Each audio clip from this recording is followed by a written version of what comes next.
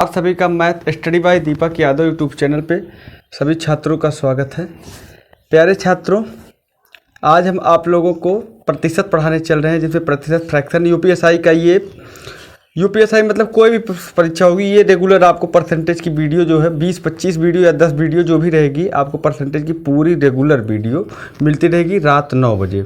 आज तो मिल जाएगी अभी, लेकिन कल से आपको रात 9 बजे एक वीडियो रेगुलर मिलती रहेगी। और उसके बाद जो है कक्षा 12 की, कक्षा 11 की, 10-9 की जो वीडियो बनती है वो जैसे बनती थी वैसे बनती रहेगी। तो चलिए, आज आप लोगों को हम नए टॉपिक से पढ़ाने चल रहे हैं, जो प्रतिशत है, फ्रैक्शन है। फ्रैक्शन से हम कैसे सवाल लगाते हैं, क्या होता है फ्रैक्शन, इसके बारे में हम बताने चल रहे हैं, जो हम सीरियल वाइज आप लोगों को पढ़ाते रहेंगे। तो सबसे पहले हमने लिखा प्रतिशत। प्रतिशत भिन्न। प्रतिशत का मतलब क्या होता है? प्रति प्लस शत, मतलब प्रत्येक 1 बराबर 100। प्रत्येक 1 बराबर 100 या मतलब होता है, इसको हम साफ कर देते हैं क्योंकि हमको फ्रैक्शन लिखना है। तो लिखेंगे क्या? प्रत्येक 1 बराबर 100। तो 1 बराबर कितना? 100%। और 2 बराबर कितना? 200%। 3 बराबर कितना? 300%। और 4 बराबर कितना? 400%। ये बात समझ में आ गई होगी, यहाँ तक कोई बहुत बड़ी बात नहीं है। उसके बाद अब देखिए, हमने जब अब इसका हम जब 1/2 करेंगे, जैसे 1 है, जैसे 1 बराबर 100% है, ठीक। अगर हम दोनों पक्षों में यहाँ पर 2 से भाग करते हैं, यहाँ पर 2 से भाग करते हैं, तो 1/2 बराबर कितना आ जाएगा? 50% आएगा कि नहीं आएगा? आएगा। तो हम यहाँ 1/2 बराबर कितना लिख सकते हैं? 50%। 1/3 बराबर कितना लिख सकते हैं? अब इसमें हम दोनों पक्षों में 3 से भाग कर देंगे। तो यहाँ जब 3 से भाग होगा तो ये क्या हो जाएगा? 33 सही 1/3%। और उसके बाद जब हम 4 से भाग देंगे तो कितना हो जाएगा? 25%। अगर हम 5 से भाग देते हैं तो कितना हो जाएगा? 20%। अगर हम 6 से भाग देते हैं तो कितना हो जाएगा? 16 सही 2/3%। अगर हम 7 से भाग देते हैं तो कितना हो जाएगा? 14 सही 2/7%। अगर हम 8 से भाग देते हैं तो कितना हो जाएगा? 12 सही 1/2%। अगर हम 9 से भाग देते हैं, अगर हम दोनों पक्षों में 9 से भाग देते हैं तो क्या हो जाएगा? 11 सही 1/9%। अगर हम 10 से भाग देते हैं, देखिए ध्यान से, अगर हम दोनों पक्षों में 10 से भाग दे देते हैं, इसको चलिए अब हम मिटा देंगे, ये भाग इसको हम क्या कर देते हैं? साफ कर देते हैं, ठीक। अगर हम देखिए, हाँ दिख रहा होगा कि नहीं? अगर हम 10 से भाग देते हैं, पता नहीं दिख रहा होगा कि नहीं, तो जान जाइए 10% हो जाएगा। चलिए यहाँ तक का हो गया। अगर हम इसी में 11 से भाग देते हैं तो 1/11 बराबर क्या होता है? 9 सही 1/11%। अगर हम 12 से भाग देते हैं, अगर हम 12 से भाग देते हैं तो क्या हो? 8 सही 1/3%। अगर हम 13 से भाग देते हैं, 7 सही 9/13%। अगर हम 14 से भाग देते हैं तो क्या हो जाएगा? 7 सही 1/7%। अगर हम 15 से भाग देते हैं तो क्या हो जाएगा?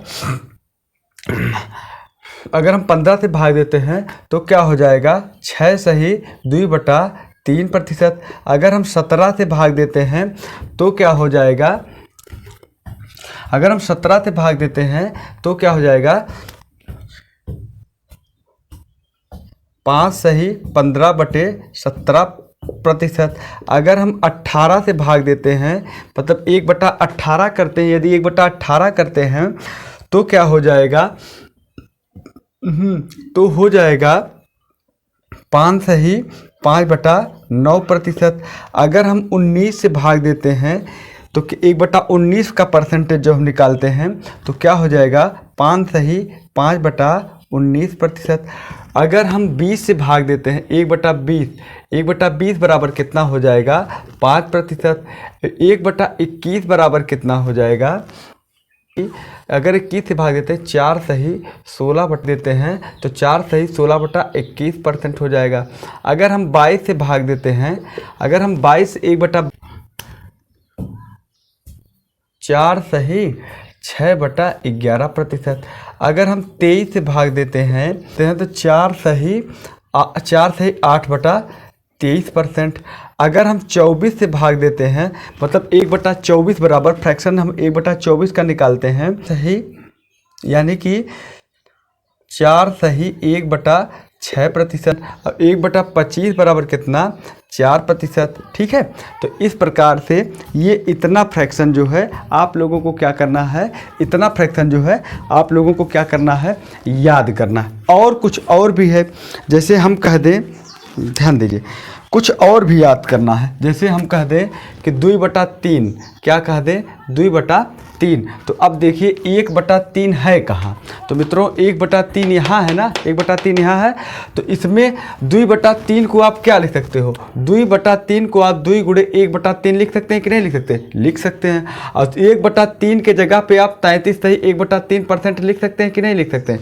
33 पूर्णांक 1/3% आप लिख सकते हैं कि नहीं लिख सकते, लिख सकते हैं। और इसमें 2 का गुणा है तो क्या करेंगे, 2 3 6, 2 3 6, 2 1 कम 2, मतलब 66 सही 2/3% लिख सकते हैं। किस पे, 2/3 के स्थान पे, तो हम यहाँ भी लिख देते हैं।